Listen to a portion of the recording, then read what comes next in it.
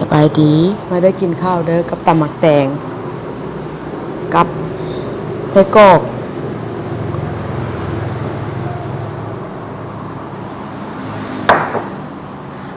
หลวงพระบางเนาะกินข้าวเหนียวมื้อนี้แม่นไผได้กิได้หยังกินคอมเมนต์บอกได้เด้อ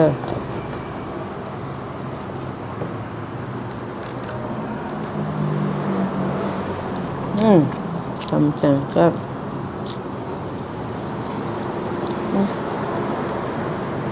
ไส้กรอก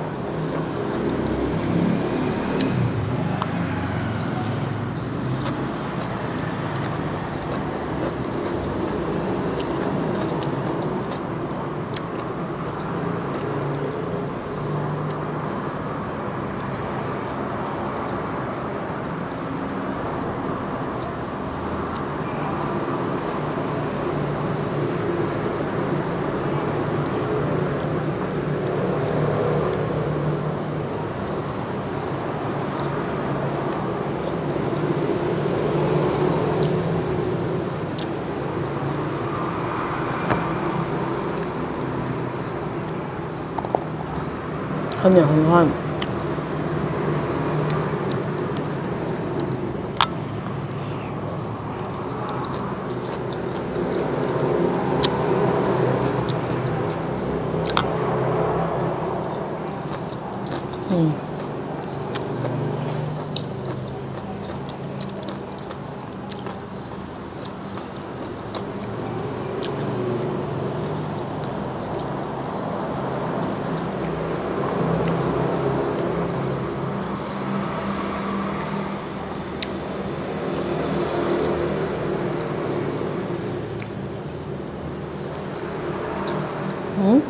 ก็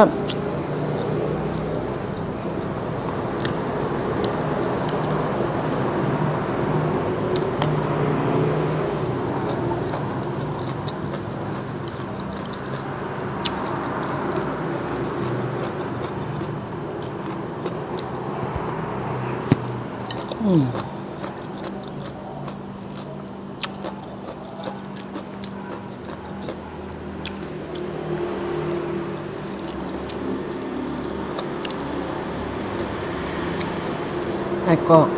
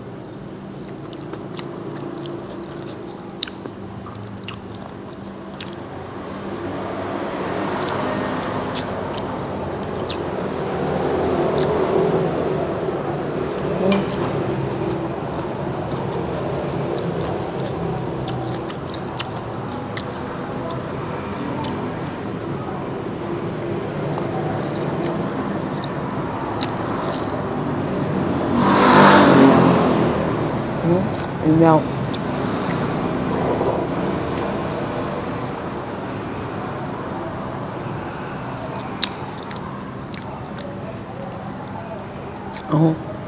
มื้อนี้ก็ขอลาไปแต่เพียงเท่านี้เนาะสบายดี